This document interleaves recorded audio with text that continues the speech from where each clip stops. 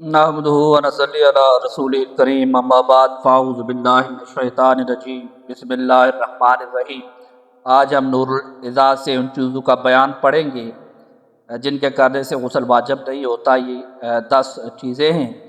فرماتے ہیں مزی و ودی و احتلام بلا بلل، مزی ودی اور احتلام بغیر تری کے۔ مزی جو ہے وہ انزال کے بعد ایک رطوبت ہوتی ہے، ودی بیماری کی صورت میں رطوبت خارج ہوتی ہے پیشاب سے پہلے یا بعد میں، تو اگر بغیر تری کے یہ خارج ہو نکلیں تو ایسی صورت میں بھی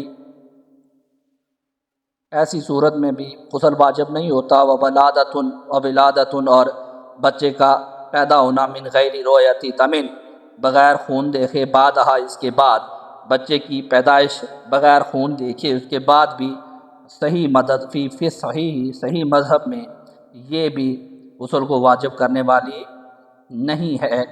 پھر فرماتے ہیں وعلاج اور داخل کرنا بخرقۃ کوئی ایسا کپڑا لپیٹ کر، وعلاج بخرقۃ داخل کرنا کوئی ایسا کپڑا لپیٹ کر، یعنی اس مخصوص کو، مانعۃ من وجود اللذۃ جو مانع ہو لذت کے پائے جانے سے، اور اس میں مخصوص کو داخل کرنا کوئی ایسا کپڑا لپیٹ کر جو مانع ہو لذت کے پائے جانے سے، تو ایسی صورت میں بھی غسل واجب نہیں ہوتا۔ وہ حکناتن اور حکنا کرانا، یہ بھی پیشاب یا پخانے کی جگہ پر آپ ایک پتی یا پچکاری چڑھاتے ہیں پیشاب کو نکالنے کے لیے، تو اس صورت میں بھی غسل واجب نہیں ہوتا۔ وادخال اصبع اور داخل کرنا انگلی کو، یا ونحوہ اور اس جیسی کسی چیز کا، فی احد السبیلین دونوں راستوں میں سے کسی ایک میں، تو اس صورت میں بھی غسل واجب نہیں ہوتا۔ داخل کرنا انگلی یا اس جیسی کسی چیز کا دونوں راستوں میں سے کسی ایک میں،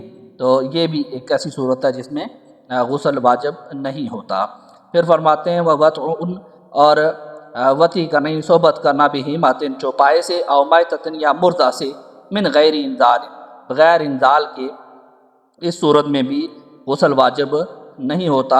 چوپائے یا مردے سے صحبت کرنا بغیر انزال یعنی منی کے نکلنے کے بغیر۔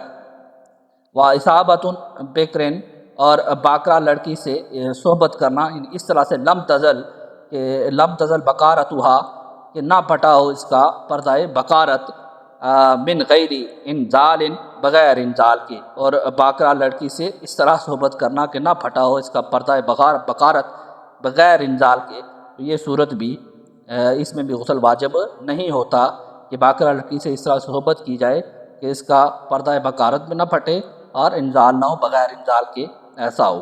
صدق اللہ العظیم۔ اللہ تعالی ہمیں دین سیکھنے، سمجھنے اور اس پہ عمل کرنے کی توفیق دے۔